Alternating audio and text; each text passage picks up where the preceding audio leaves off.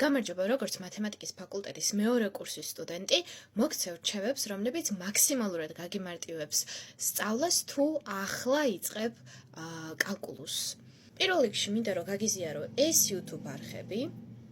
ოღონდ სანამდე ამას ჩავშლი, რატო ჯობია. პირველ რიგში მინდა ის გირჩევა, არ აქვს მნიშვნელობა რა ფაკულტეტის სტუდენტი ხარ. ამოწერე ყოველთვის სემესტრის დასაწყისში სილაბუსი. ეს თითო ფურცელზე ამოწერილი კვირების მიხედვით აუცილებლად ყველაზე კარგი იქნება თუ თემატიკას მიუწერ ქართულად და ინგლისურადაც. სამწუხაროდ ეს ყველა რესურსი რაც შემოწერე არის ინგლისურად, ამიტომ ინგლისურის ცოდნა ძალიან მნიშვნელოვანია და თუ ჯერ ინგლისური არ გისწავლია, ხანის აკადემიის გარდა სხვა რესურს ვერ ნახა უმაღლეს მათემატიკაში YouTube-ზე, ინტერნეტში. ხანის აკადემიას აქვს რაღაცეები, მაგრამ სამწუხაროდ არის ხოლმე რაღაცეები გამოტოვებული რა. ანუ ნაწყვეტ არის რა, ამოღებული რაღაც თემები და იმისთვის რომ გაიგო ბოლომდე და გამახსოვრდეს, საკმარისი არ არის. თუმცა რაღაცაში მაინც დაგეხმარება, ამიტომ გადახედე. დაიმახსოვრე ის, რომ ლექცია ტარდება კვირაში ერთხელ. და შეიძლება მოსმენის დროს ყველაფერი გაიგო, გამოხვიდე დაფაზე, ყველაფერი დაწერო, მაგრამ თუ სახლში არ იმეცადინებ შენ თვითონ, იქნში არ მოძებნი სავარჯიშოებს ან სადმე ინტერნეტში მსგავს თემაზე არ მოძებნი სავარჯიშოებს და არ ივარჯიშებ, დაგავიწყდება. შანსი არ არის არ დაგავიწყდეს. წინა დღეს მაინც გადახედე და 1-2 ამოცანა მაინც ეცადე რომ ამოხსნა. გახსოვს თუ არა? ბევრჯერ აღმოაჩენ რომ არაფერი არ გახსოვს. ამიტომ პრაქტიკულების გაკეთება მნიშვნელოვანია. რაც მთავარია, არ შეგეშინდეს. პირველ სემესტრში ძალიან გაგირთულდება, იმიტომ რომ გიწევს წარმოებულების სწავლა, ჯერ ლიმიტების გაგებართული, განსაკუთრებით თუ მათემატიკურზე სწავლობ. ჩვენ მარტო კალკულუსს კი არ გავდივართ, ინჟინერებს და უფრო უადვილდებათ ხოლმე, იმიტომ რომ ისინი დამტკიცებას არ გადიან და დამტკიცებას თუ გადიხარ, გაგიჭირდება შენ ამდენი სიმბოლოების დანახვა და თეორიული მასალის გაზრება. მაგრამ გახსოვდეს, რომ შენ სწავლობ დაახლოებით ანბანს, პირველ-მეორე სემესტრში სწავლობ ანბანს, რომელიც დაგეხმარება მერე შენ რომ უფრო საინტერესო და უფრო მარტივად მიყვე წინადადებების შედგენას. ამიტომ მეორე კურსიდან უკვე ძალიან მარტივი არის. განსაკუთრებით მეორე კურსის მეორე სემესტრიდან თან საინტერესოც არის, იმიტომ რომ რაღაცა პრაქტიკულ მაგალითებს ხედავ, უფრო ფიზიკის ელემენტებიც შემოდის, რა თქმა უნდა, ისე საფუძვლიანად არა, როგორც ფიზიკის ფაკულტეტზე ასწავლიან, მაგრამ საინტერესო არის. თავარია მიეჩვე იმას, რომ თეორიულად გიწევს ბევრი რამის გაკეთება და საინტერესო შეიძლება არ იყოს. ამისთვის YouTube-ზე მასალის მოძიება და შენ თვითონ კიდევ ვარჯიში ძალიან კარგია. მაგრამ წიგნებზე ხელი არ აიღო, იმიტომ რომ მათემატიკაზე თუნდაც ინგლისურად საკმარისი რესურსი მაინც არ დევს ინტერნეტში და ბევრი საგანი საერთოდ არ არის. მაგალითად, ანალიზურ გეომეტრიაზე შეიძლება 2 ვიდეო იპოვო. ამიტომ წიგნები თუ შეგიძლია ამობეჭდე. ამობეჭდილი კაი იმიტომ არის, რომ კონსპექტების შედგენაში გაგიმარტივდება ბევრად. იმიტომ რომ ლეპტოპში როდესაც გაქვს, იქ მე ხელისშემშლელი ფაქტორები არის, იქ გადმერთვები და გაგირთულდება. ეხლა რაც შეეხება მე რა რესურსებით ჩამოწერე, რატოა კაი და რისთვის არის კაი. აი თუ ძალიან გიჭირს გაძლიერო მასალა და ახლა იწყებ პირველი სემესტრია, ყველა ვარიანტში უნდა უყურო პროფესორ ლეონარდს, იმიტომ რომ მაგას აქვს კალკულუს 1, კალკულუს 2, კალკულუს 3 სასწავლად აქვს, ყველა თემა აქვს დაფარული.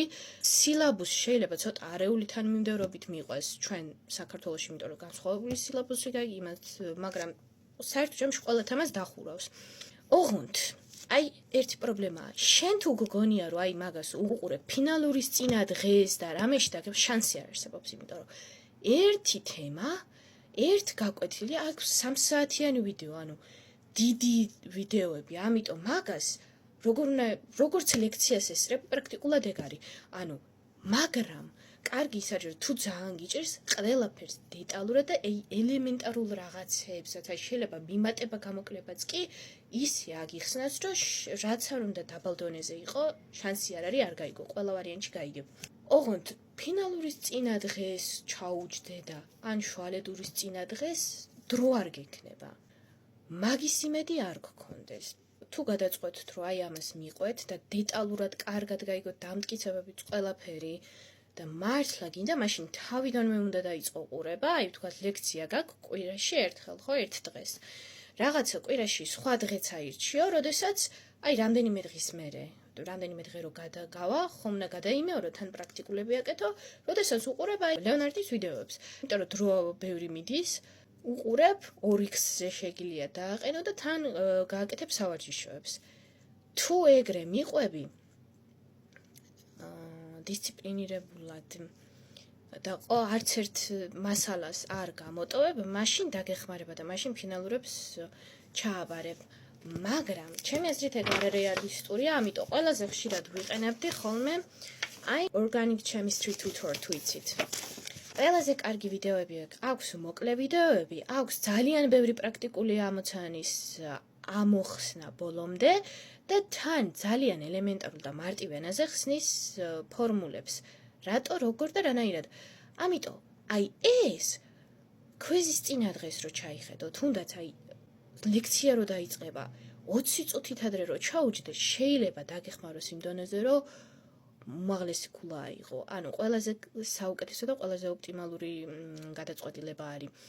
ხო, ერთადერთი ის არის, რომ აი თეორიული მასალა ნაკლებად აქვს, მაგრამ პრაქტიკულად ყველაფრის ამოხსნა აქვს რთული ფუნქციის წარმოებულები, ინტეგრალებზეც, აი ყველაფერი.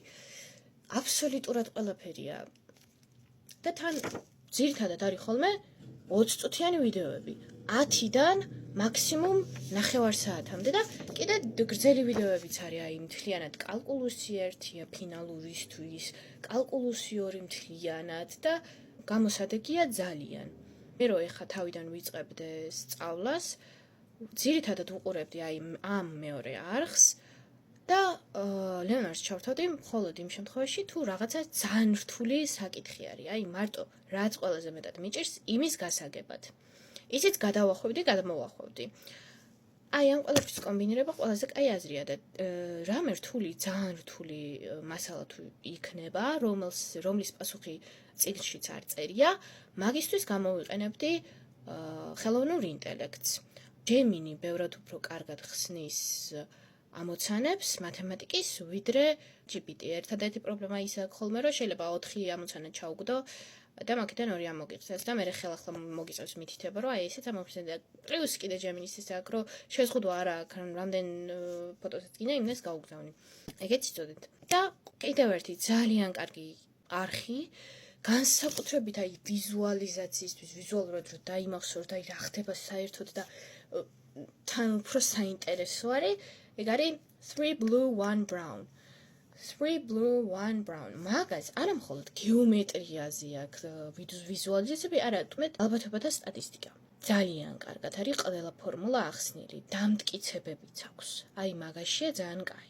იმიტომ რომ მე ძალიან ბევრ ფორმულას ვიმახსოვრებ დამტკიცებებით, ანუ ლოგიკური ჯაჭვით.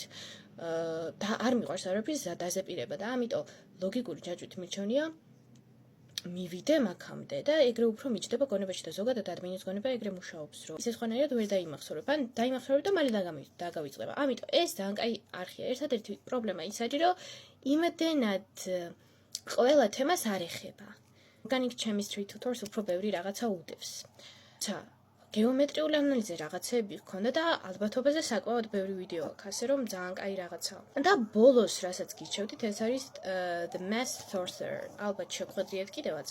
სამოტივაციოთაც არის კაი, მართულების ასარჩევადაც შეიძლება დაგეხმაროთ. კიდე წიგნების რეკომენდაციები და ზოგადად რესურსების რეკომენდაციები აქვს ძალიან კარგი სხვადასხვა საგნებში. აი მაგალითად.